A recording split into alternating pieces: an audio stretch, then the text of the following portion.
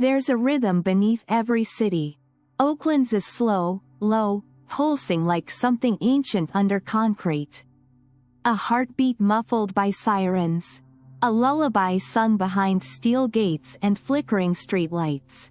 This is where the story begins. Not with headlines, but in silence. Late at night, while the city held its breath, a boy stood under a dying light on a cracked court. Just a ball, just a dream, sneakers inches too big, and a voice inside that said, "Keep going." He wasn't tall, he wasn't chosen, not yet. He was small, quiet, the kind of kid people overlook at the park. Nobody stands still to watch. Not when the crossovers don't sizzle, not when the jumper rattles off rim to pavement. But he kept coming back. Long after last shots. Long after the lights dim. When the city went to sleep, he stayed. Not for the crowd. Not for the cameras. There were none. The only applause was the bounce of a ball on cold, stubborn ground. His name didn't carry weight. Didn't echo down draft boards or in barbershop debates. Not yet. But there was something sharp inside him. Something still. Something that didn't beg for attention, but demanded memory. Maybe greatness doesn't shout. Maybe it hums. Low, persistent, like baseline jazz in a smoky room. You might miss it, unless you really listen. Because before the shots from half court, before the step backs, the scores, the silence after the swish, there was just this. A kid from Brookfield, a cracked court, a whisper between him and the game. Someday, he said to the dark, they'll know me. But he didn't yell it. He let it sink into the concrete. Where most chased spotlight, he found power in the margins, in being invisible, until it mattered. And when that flame lit, it didn't explode. It glowed. Quiet, steady, unyielding. You think you know Damian Lillard. You've seen the logo shots. You've heard the buzzer beaters. But unless you stood in that Oakland dusk, and heard the silence wrap around a boy with a dream, you don't know the whole story. Not yet. But you will. The court wasn't much. Faded paint. Bent rims. Asphalt that peeled like old bark in summertime heat. But to him, it was sacred. It was church. It was classroom. It was where silence taught him to speak in motion. The morning sounds of East Oakland were not alarms or roosters. They were sneakers dragging across concrete, a net-less rim singing low notes with every make. And Damian was always first there. And always last to leave. He wasn't taller than the others. Didn't jump higher. Didn't explode with flash or speed. But he watched. God, he watched. He studied the rhythm of the older boys, how they moved, how they talked, how they skipped steps after a made shot and looked over shoulders like kings. He memorized it all, then stayed after to practice what he had just seen. There's a kind of hunger that doesn't scream. His was like that, silent, patient, unrelenting. His father showed him how to keep elbows tucked, how to square feet, how to find the seams of a basketball with closed eyes. His mother reminded him to be kind, to pray, to mean everything he said, on or off the court. That kind of mix, the discipline in one hand, the gentleness in the other. It builds more than a player. It leaves marks that last. The courts in Brookfield weren't made to create NBA stars. They were made for survival, for expression, for staying out of the way, and, if you're lucky, staying ahead. But Damian wasn't chasing fame. He was building faith. Even at a young age, he moved like someone who knew every heartbreak could be turned into something holy. If you just kept showing up. While kids talked about going pro, he worked on left-hand layups until his fingers blistered. Watched his reflection on storefront windows as he practiced crossovers into the dark. You have to understand, there were no trainers, no cameras, No expectation, only repetition, only the echo of his own footsteps. One night, he missed 13 jump shots in a row. He didn't go home, not until he had made 20 in a row. Not because someone told him to, but because somewhere deep down, he felt the game owed him nothing. And he wanted to earn everything anyway. He didn't need fans. He needed form. Didn't want bets placed on his name. He wanted to bet on himself, and win slow. Oakland didn't promise him a future. But it gave him just enough. An edge, a rhythm, and a reason. And sometimes that's all you need. Most kids chase crowds. Damian chased silence. Because silence gives back exactly what you put into it. And in that stillness, beneath flickering streetlights, under cracked backboards, while the city exhaled, a boy built his belief, brick by solitary brick. And when no one watched, when no cheers called him home, he said it again, not loud, but sure. Keep going. High school doesn't promise you anything. Not a name, not a ranking, not a future, especially not when you start small. Especially not when you transfer. From St. Joseph Notre Dame, to Oakland High. From structure to struggle. From attention to anonymity. People thought it was a step backward. But that's only if you measure progress by praise. Damian didn't. He wasn't on the radar. Didn't make camp lists. Didn't headline tournaments. He was good. But being good isn't enough when you're undersized, underhyped, and playing in a gym that barely fills its bleachers. Still, he worked. Hours before anyone showed. Long after the noise left. Using cones he made himself, practicing footwork that no one taught him. His coach remembers. He never asked how to get recruited. He just asked for the keys to the gym. That was Damian's language, work spoken in sweat, faith shown in form. No crowds, no mixtapes, just repetition, just hunger politely knocking at every morning. He saw others get the offers. Watched scouts attend games he wasn't in. He smiled, nodded, and quietly added more sets to his workout. There was no panic, only patience. Because when you grow up never being crowned, you learn the crown isn't what matters. It's the weight. The way it rests on the head of those who never needed it to become who they are. His junior year, he spikes in scoring. His senior year, he dominates league play. Still, the big schools don't come. They send postcards. They send silence. One by one, letters go elsewhere. His name, rarely mentioned. A teammate jokes, if they don't pick you, they're blind. Damian shrugs. I'll make him see. He doesn't say it loud. There's no need, because he already knows the truth. Stars aren't born when cameras arrive. They're born when no one's watching. They're shaped in the quiet, forged without ceremony. That's where belief is pure, when no one tells you to have it. And so he chased what could not be promised. Fought for what was never guaranteed.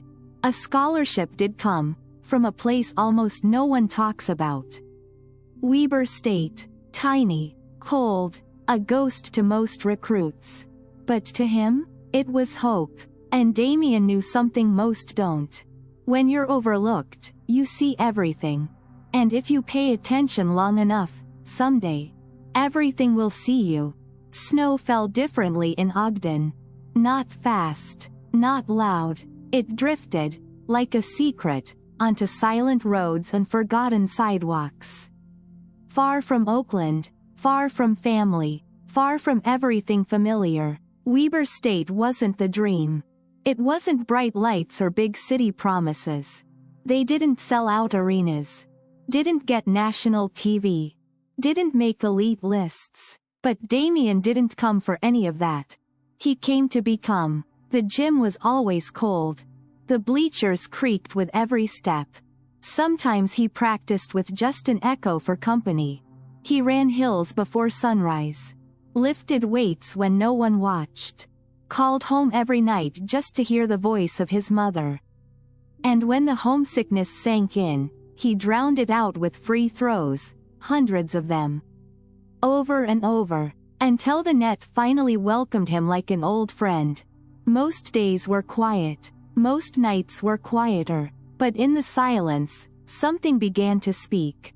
Not out loud, but in motion, in pattern, in pace. He wasn't the fastest guard, wasn't the strongest, but he understood timing. He studied angles. He saw moments most players ran past.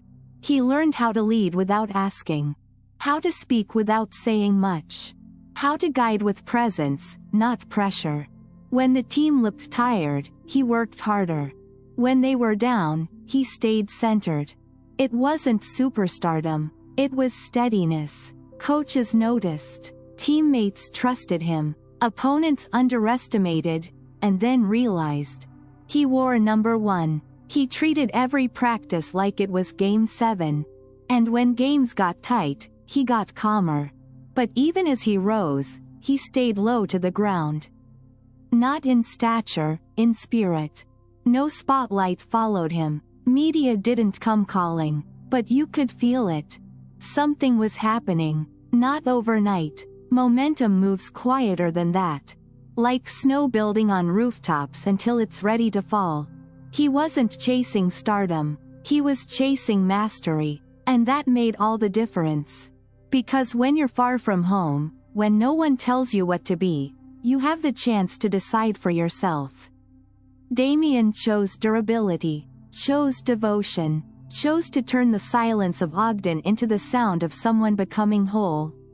So while scouts looked elsewhere, at flashier schools, louder arenas, bigger names, he built something slower, stronger, unearned, but undeniable. And when the doors finally opened, they wouldn't creak. They'd swing. Because the quiet work, the kind done in snow and stillness, it echoes longer than applause.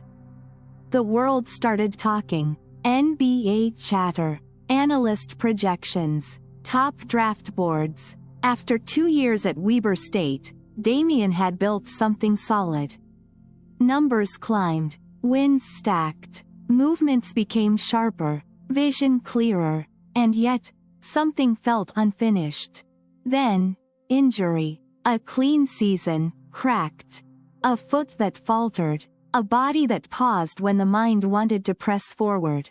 He could have gone pro, he was on lists, but he stayed. He chose silence again, not out of fear, out of faith. He redshirted, watched practices from the sidelines, kept stats, studied film frame by frame, cheered for teammates who didn't know they were learning from the quietest leader on the bench.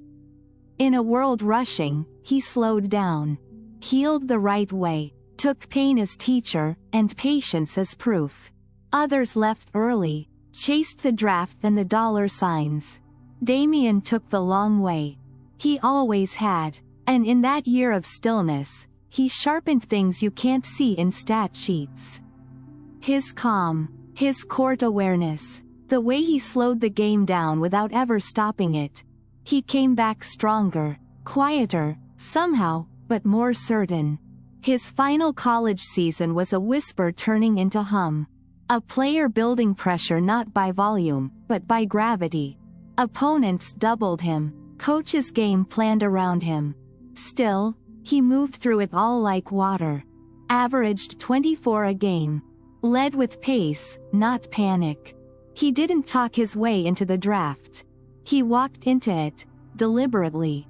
Because greatness doesn't sprint. It endures. It recovers. It waits for the right moment. Then steps forward without needing to explain. The night didn't feel like a climax. It felt like a conversation ending mid-sentence. Soft chairs, close family, one room, no stage lights, no champagne, just breath held. The draft played on a screen not much bigger than belief itself. Pick by pick, flashy suits, big markets announcing their future. And then, With the 6th pick, the Portland Trail Blazers select Damian Lillard. A pause, a smile, a nod to his mother. No tears, no leap to his feet. Only presence. They hugged like people who had nothing to prove, only something to protect. Portland, a city far from home. Rain instead of sun, history of heartbreak, but something about it fit. An underdog town, a quiet fire, a weary loyalty. It made sense. Other players dream of LA lights, of New York stages, of Chicago's echo. Damian knew better. He didn't need more eyes. Just the right ones. There were no parades that night. No headline-making soundbites. Just a moment, small but eternal, etched quietly into family memory.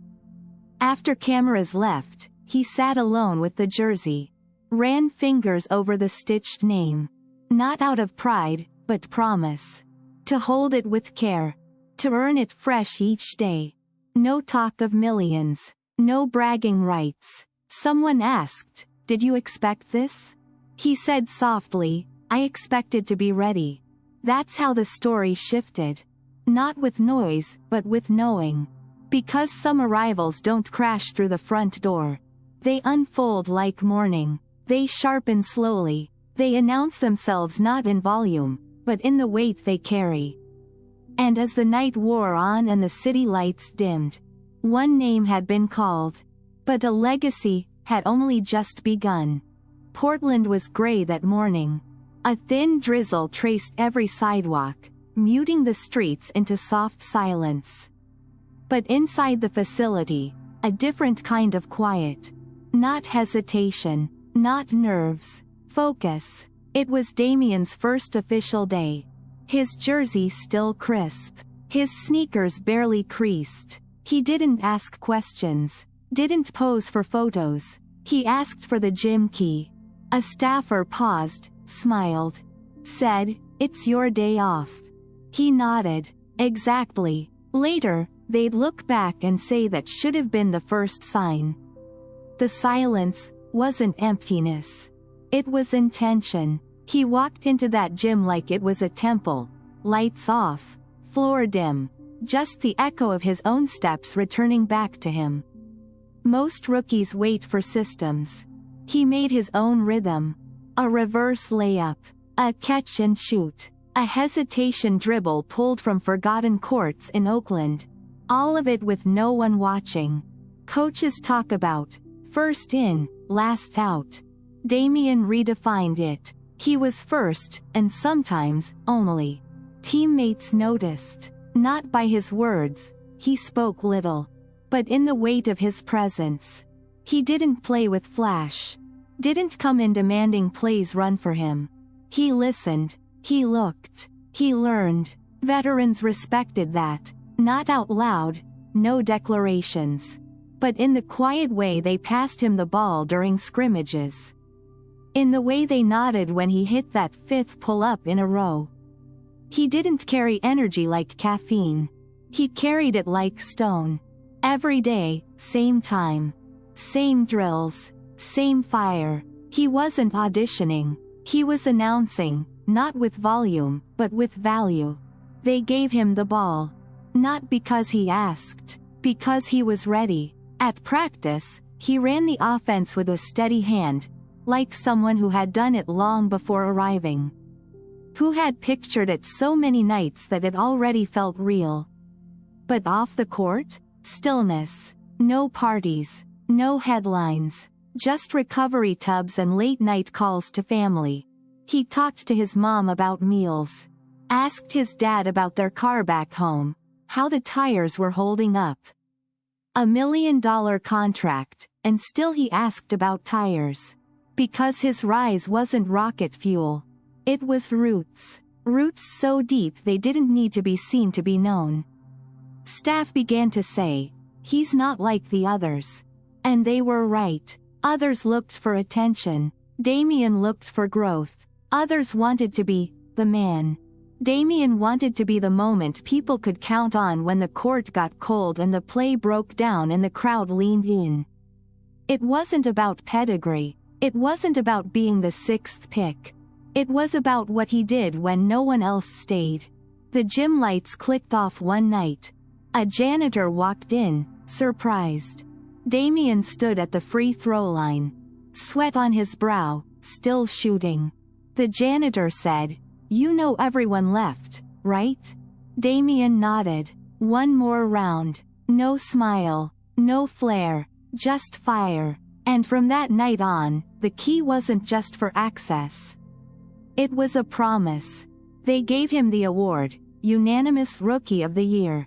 All the analysts, the voters, the columns that once ignored his name now said it with certainty. He didn't scream, didn't pound his chest, just nodded, just breathed, because what looked like an arrival was only the next step in a journey he'd been walking quietly for years. He played every game that season.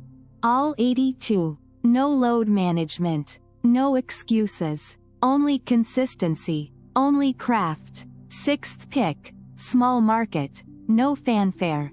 But he ran the offense like it belonged to him since birth. Calculated but calm. Steady hands. Fast mind. Defenders leaned in, tried to rattle him. He never flinched. Because pressure? He'd met it years ago, on cracked courts under flickering lights with no one there to witness except the voice inside that said keep going. Between games, he still texted his mom, "What did you think?" She'd answer with prayer hands and praise. His father still talked angles, elbows, footwork. They weren't impressed by stats. They were anchored in spirit. That's how he stayed grounded, all season, all spotlight. He wasn't chasing stardom. He was preserving self. Other rookies looked for commercials, dreamed of cities louder than Portland. Damian stayed close to the gym. To film study. To the rhythm of work. He read plays before they unfolded. Dropped 20+ a night without needing the ball all the time. He let the game come to him, and when it did, he met it like an old friend. Poise, they kept saying, as if they had just discovered something he had carried in his silence all along. He broke Damian Stoudemire's record for most three-pointers by a rookie. Passed franchise marks quietly, scored 38 once without cracking a smile. It wasn't about proving people wrong. It was about proving his preparation right. Reporters asked, "What drives you?" He said, "I do." No slogans. No branding campaign. Just a man building a game out of grace and grit.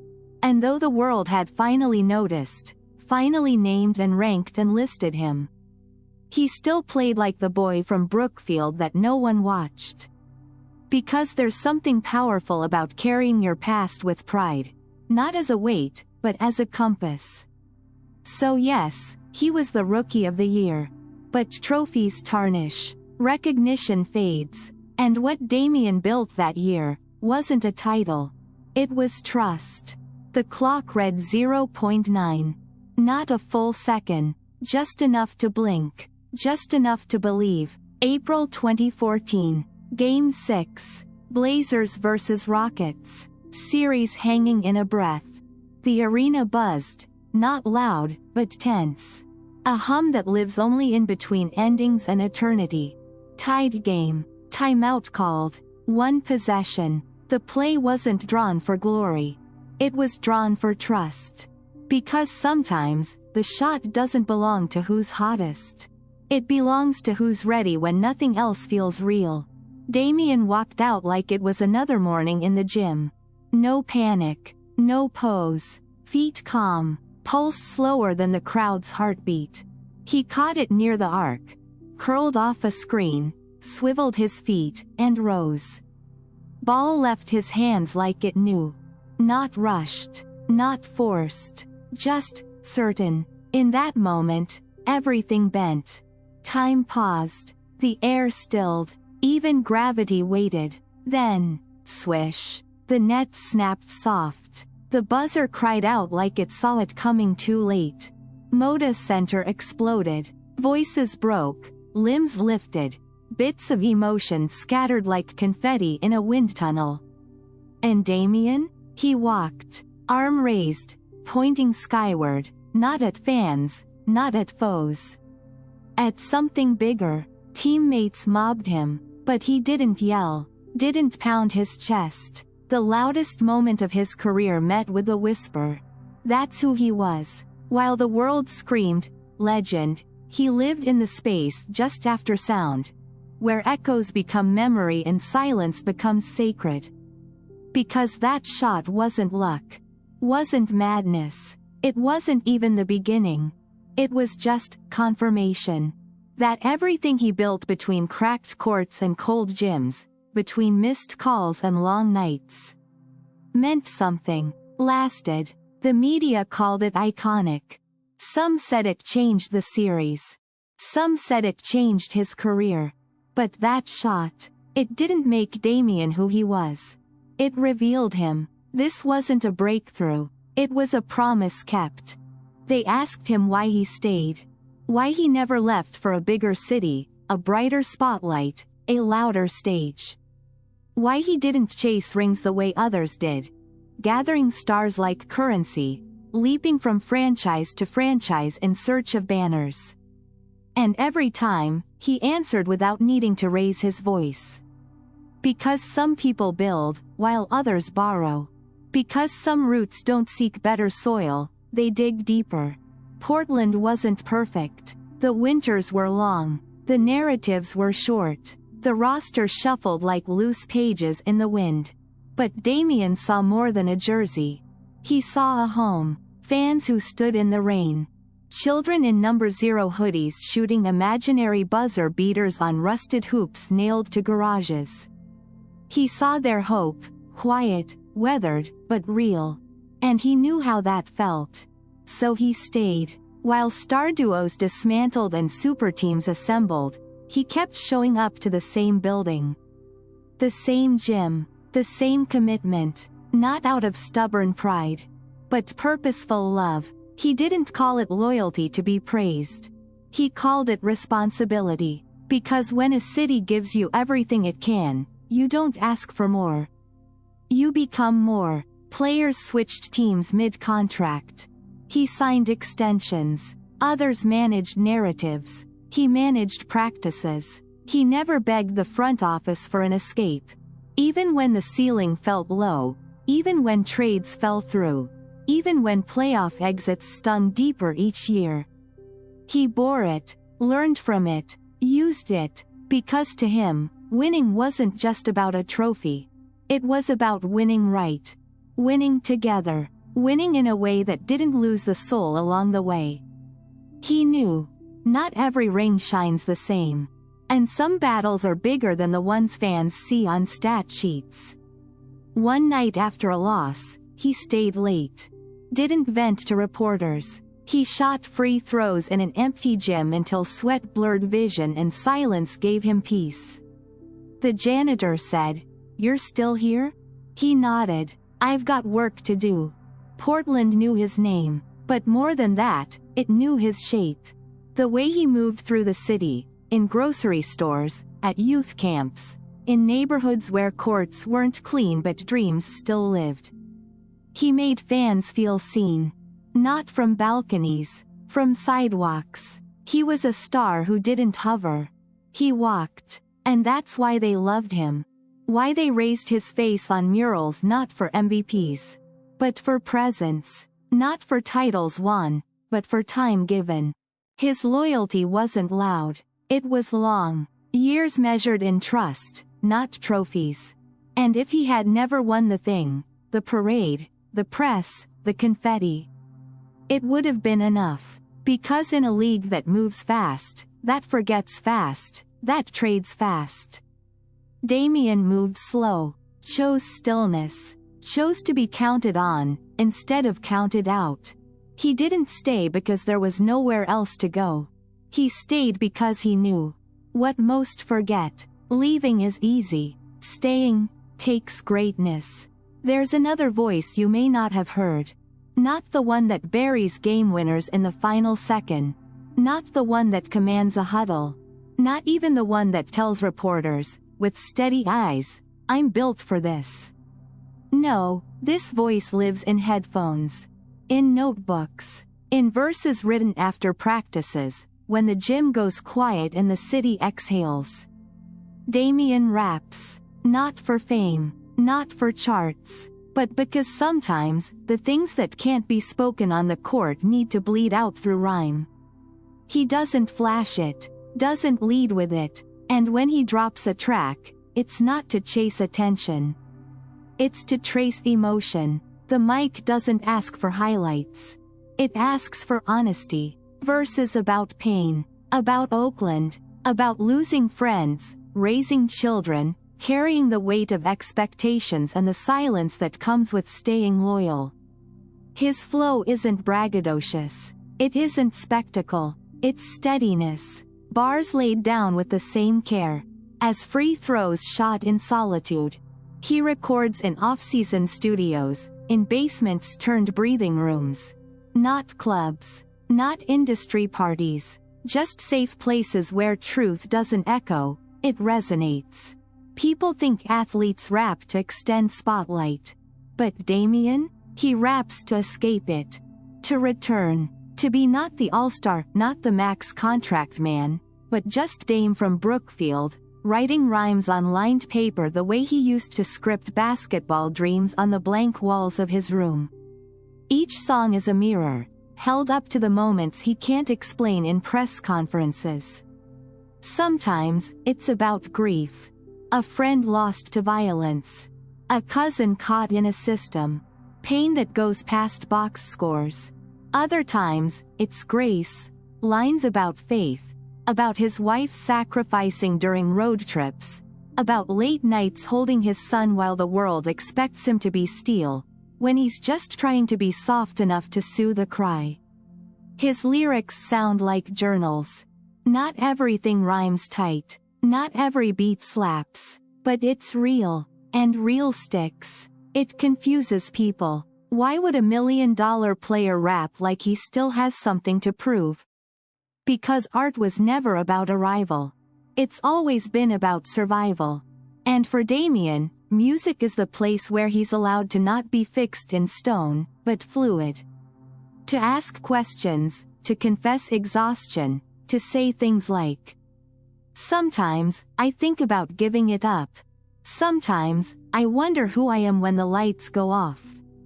That's not weakness. That's a man telling the truth when the world mostly wants performance.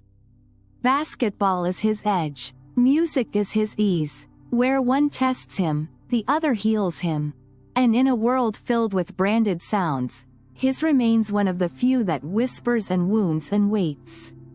You don't have to listen. But if you do, if you really hear it, you'll find a player unguarded. Not the Damian who drops threes from 30 feet, but the one who laces verses with vulnerability and still somehow sounds just as fearless. Because to him, rhyming isn't retreat. It's a return to the boy who once believed in quiet things. Like rhythm, like prayer, like legacy that isn't shouted, but sung. Injuries don't arrive with warning. They interrupt. They take, quietly at first, then all at once. For Damian, it was the kind of pain that didn't just stop your stride. It slowed your soul. The ankles, the groin, nicks that became aches, aches that became whispers. Should he rest? Is he fading? But he never answered, never clapped back online, never posted cryptic tweets. He just disappeared into the gym, into the ice baths, into the work that no one writes about. Because recovery isn't the highlight. It's the holding on when everyone else moves forward. And in Portland, the seasons stacked like tired pages. Wins followed by losses. Close games followed by silence. The crowd still came, not with expectations, but with memory. They remembered the shot, the smile, the man who stayed when others left. But even that kind of love can't stop doubt. Trade him. He's wasting his prime. He'll never win there. Words sharper than pain. Words he heard but never wore. Because when loyalty is your language, you learn to translate lies into purpose. He sat out games he didn't want to miss. Put on suits when he preferred jerseys. Watched like a coach but healed like a soldier. Those were lonely months. The kind where your body betrays you and your mind tries to keep faith. The kind where days feel longer because the world starts talking as if they know your limit. But he kept going. Every lift, every stretch, every late-night cardio session felt like a whisper to the game. I'm not done. And slowly, the body remembered. The legs returned. The rhythm softened its rust. He stepped back onto the court not like a man avenging something, but like one honoring what he had rebuilt. And Portland watched. Watched not just the comeback, but the character. Because in those quiet games, those cold nights, those meaningless regular season moments, a different kind of legend was forming. Not the kind with rings, but the kind with roots. He wasn't chasing forgiveness for seasons lost. He was just proving that scars could still carry light. Some athletes return louder with photo shoots and PR waves. Damian returned like he always has. Head down, eyes steady, heart full. And maybe that's why Portland loved him even more. Because when everything seemed to break, he bowed his head, and built. Pain had come, but it didn't stop him. It summoned him. They called it wasted brilliance. 50, 60, then another 50. Box scores on fire, but the standings stayed still. Game after game, he carried what a full team could not. Commentators shook their heads. He needs help. He's too loyal. He's doing too much. But Damian never said a word. He just suited up, game after game, season after season, knowing the climb alone might never lead to the peak.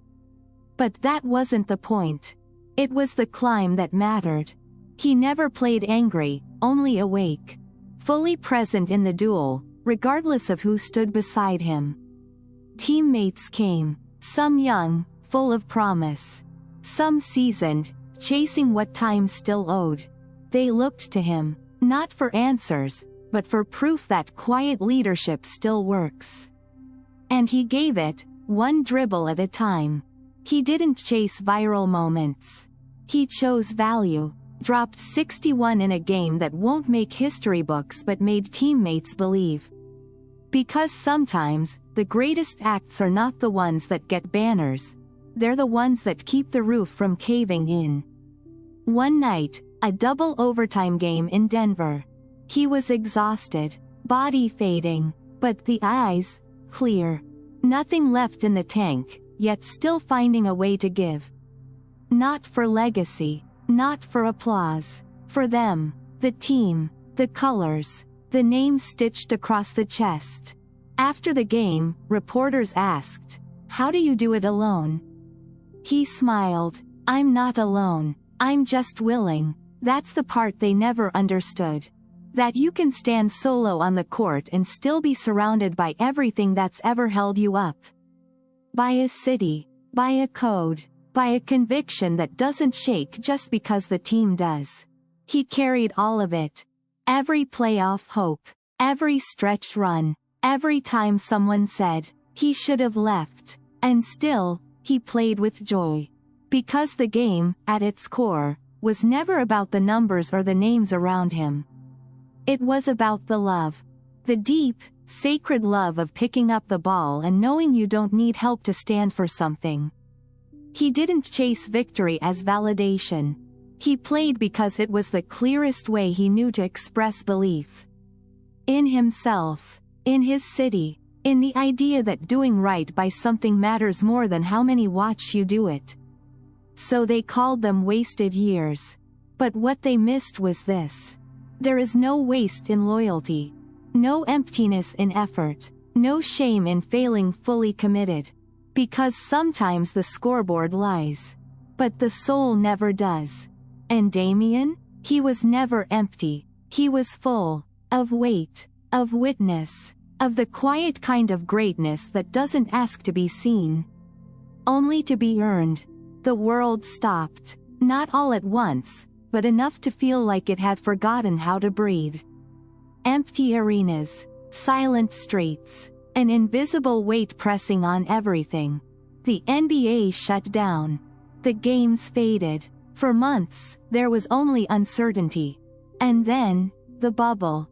A gym in Orlando dressed to look like normal. But normal never showed up. No fans, no families, just sneakers on hardwood echoing louder than the summer sun outside. Some players struggled with the silence. Missed the energy, the roar, the lift. Not Damian. He thrived in quiet. The echo became rhythm. The emptiness became focus. Every pass, every screen, every shot, was heard in full. And he played like he'd been waiting for this. Like a man who had always trained in empty gyms. Who knew how to conjure fire from stillness.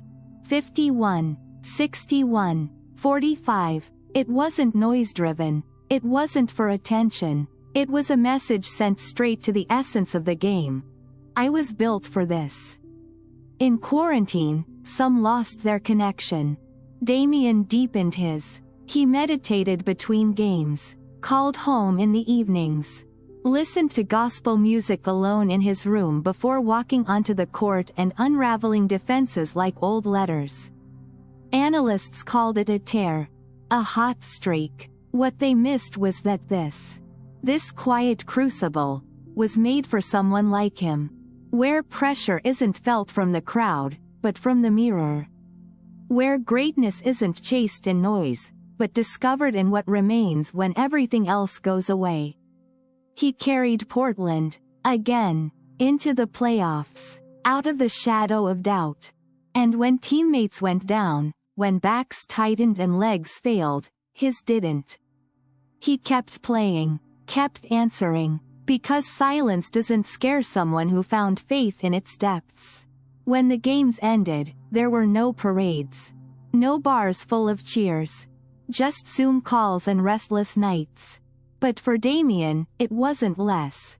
It was more pure, because everything else fell away, and what remained was the game and the truth. And when all you have left is the court, the ball, and a heartbeat, you find out who's really in love. He was, still is. It didn't happen like a movie.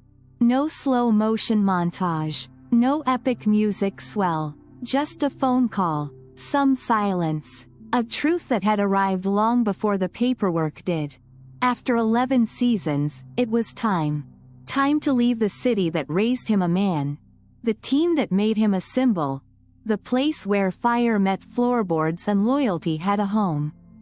Traded. The word felt foreign coming out of someone else's mouth, but it had lingered behind locker room whispers and fan forum fears for years. Still, when it came, it cut. He had always believed in staying. Not for applause, but because he knew the value of putting roots down deep even when the leaves stopped falling. But now, Milwaukee, a contender, a partnership with Giannis, a new page, written in a different rhythm. He packed quietly, no social media soliloquy, no farewell videos with string music and highlight fades. Just bags, memories folded with care, and a silence thick enough to bruise. The city responded. Murals held a new weight. Kids wore zero with teary pride. Bars that once screamed his name into night air dimmed their lights for an extra minute. A fan wrote, "You didn't leave us. You carried us as long as you could." He read that twice, because that's what it felt like, not departure as betrayal, but movement as respect. He didn't ask for this. Didn't orchestrate it behind the scenes. It came because sometimes even the most sacred covenants reach their last chapter. Not out of brokenness, but because one story has to make room for another. He called his teammates, thanked them all. Some answered through tears, some couldn't answer at all. He called Chauncey, called the staff, Sent messages to every ballboy who had ever rebounded for him late on an off night. And then, he called his mom. She already knew. She always did. They didn't talk about legacy. They talked about laundry, about where the winter coats were packed, about how his son would like snow. Because even in movement, his life stayed simple, stayed anchored. It wasn't bitterness, not even sadness, really. It was reverence for what was, for what will be, for a city that didn't always win but always stayed. He left, not because Portland wasn't enough, but because he had given it everything he had. And at some point, love looks like letting go. Even when it hurts. Especially when it does. A few nights before leaving, he walked one last time through the arena. No crowd, no music, just seats, quiet as stone, watching him walk the sideline one last time. He stopped at half court, tapped the logo, closed his eyes, whispered, "Thank you," then turned, not as escape, but as offering. Promise intact, legacy untouched, because he didn't leave Portland behind. He took it with him. They ask him if it feels different. Big stage, big teammate, bright lights bouncing off banners he didn't hang but might someday help fill. Milwaukee isn't Portland. The snow falls heavier, the stakes arrive bigger, the expectations don't whisper, they roar. He walks into the new locker room, number intact, voice still low. There are stories on every wall. Greek letters, deep playoff runs. Giannis, already a giant. So where does he fit? Not as a star misplaced, but as a match held steady. Not to outshine, but to ignite. They say he came for the ring. And maybe that's true, but ask him. He'll say he came because the fire inside never asked for permission. Only a place to burn brighter. He doesn't wave flags about leadership. He doesn't step in to take over. He listens. He learns. Runs drills like it's October 2012 again. Still tucks elbows. Still checks feet. Still says thank you after every pass. Because he knows. New places don't need a savior. Just someone to believe differently. The system is faster. The floor spacing wider. The world watching now, through lenses sharpened on contention. But Damian doesn't sprint into fame's arms. He moves at his own frequency. Still stops after practice. Still dials his mother from the parking lot. Still prays before games, not for points, but for peace. Everyone wants to talk about titles. He lets them. He answers with patience. With shoulder fakes and soft floaters. With fourth quarters that feel like sermons. He doesn't force chemistry. He nourishes it. Lets trust grow the same way it always has. Slow. Rooted. Resilient. And when he speaks, in team huddles or post-game clips, he still sounds like Oakland. Sharp, measured, faith-fed. He wears the new jersey but hasn't shed the man who stayed 11 years for a city that never won it all but gave him everything else. Because in the end, even here, with a path paved toward rings and recognition, he knows something truer. Some players chase the crown for the photos. Others? They chase it so they can wear it, without needing to be seen. He plays free, yes, but never detached. He looks at Giannis and doesn't see spotlight. He sees a brother in belief. Two men who chose loyalty before banners. Integrity before algorithms. And now, together, maybe greatness is waiting, maybe not. But that's not the point. He says it in interviews. I want to win. But not at the cost of who I am. That line confuses people, because in a world screaming, win now, he's still whispering. Win right. And even if no ring comes and the world reduces this chapter to almost, he'll wake up the same. Shoot jumpers at sunrise. Write verses before sleep. Teach his son how to pivot from pressure without flinching. That's the legacy he values most.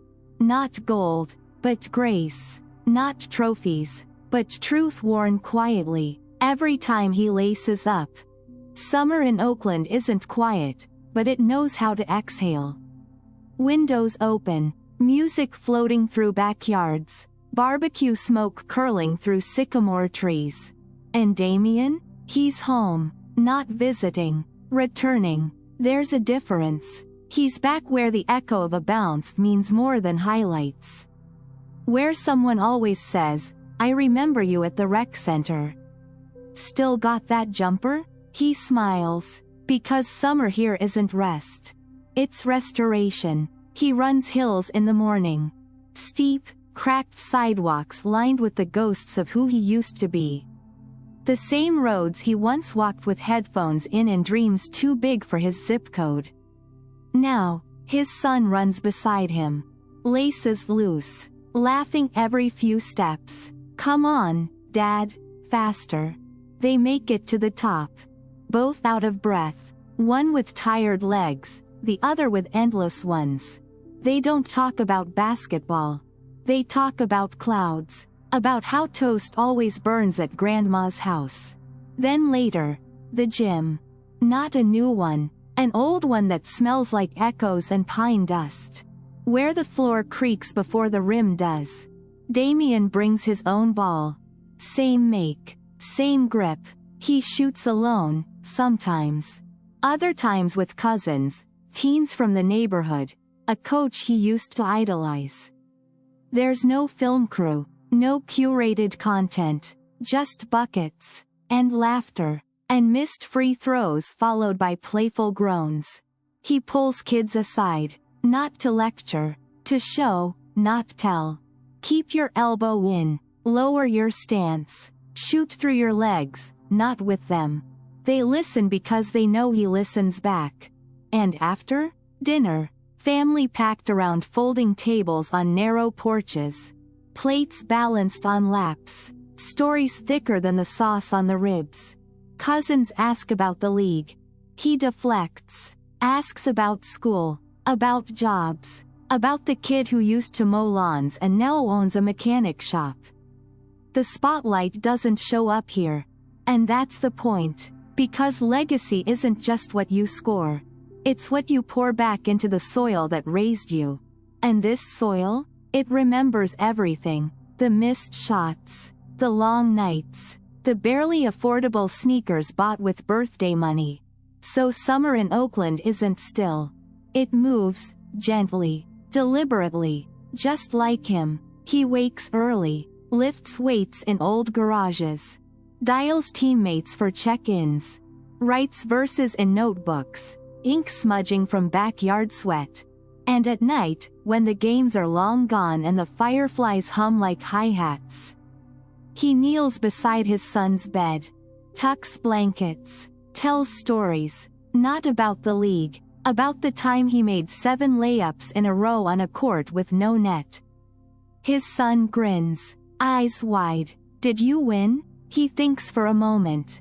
"No, but I got better." And that's the lesson. That's the win. Here, in the city where silence taught him to speak, he passes it on. Not by sermon, but by showing up.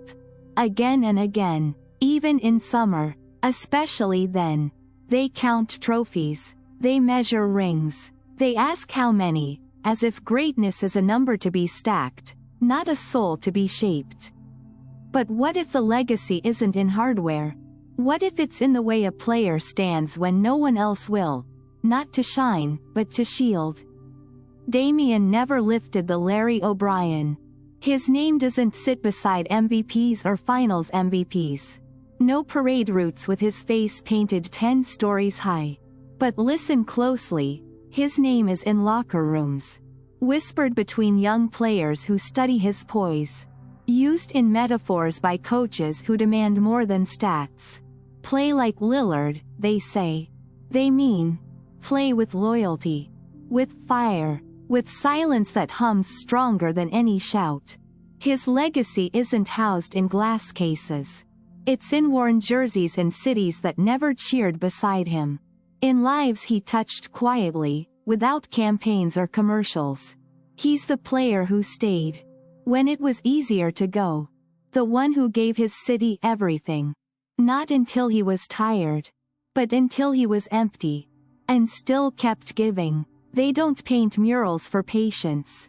They don't give awards for carrying culture on your shoulders without complaint. But they should. Because Damian built more than highlight reels. He built a model for how to lead without ego. How to speak with action. How to stay when staying breaks your heart. When kids shoot from deep now, some say, Curry. But others, quiet ones, say, Dame. Not for the shot, but for the walk away. For the calm. For the trust in one's own craft before the world clapped. Think of all the athletes who've chased moments. Then think of the ones who shaped them. That's what he did, not with rings, but with roots. Holding strong as seasons changed and history forgot to send invitations. And when his name is finally carved, not in stone, but in tone, let it read. He didn't need the crown. He told the story anyway. He moves differently now, not slower, just smoother. Like a man who's stopped proving, and started being. The game still calls. The ball still hums in his grip. But there's a weight to his steps now, not of burden, but of knowing. 30-something, still giving 20 a night, still rising when the moment whispers his name. No longer the young assassin. Now the seasoned keeper of pace and purpose. He smiles more, maybe because he's cracked the code. That greatness isn't always loud, and legacy doesn't arrive overnight. It builds, drip by drip, morning by morning, year after year. He knows the court like a second language. Knows where each crack hides, where defenders lean when tired, how a team breathes when fear sets in. He speaks less in post-games. Lets the footage answer, and when asked about stats, his eyes drift towards his teammates. Because it takes longer to win together. But it lasts longer, too. Away from arenas, he's more father than firebrand now. Teaching his son how to finish with the left, how to walk with quiet strength, how to trust his own timing when the world hurries past. At night, he writes again. Lyrics that don't ask to climb charts. Just to be true. About growing older, about faith shifting, about pain you don't run from, but learn to sit inside. There's no bitterness in him. Only acceptance. Not that he's done, but that he's enough whether the ring comes or not. You can see it in the way he passes now, not giving up the moment, but sharing it. Letting others shine the way no one let him in those early, hungry years. He watches highlights less. Watches sunsets more. Still first in the gym.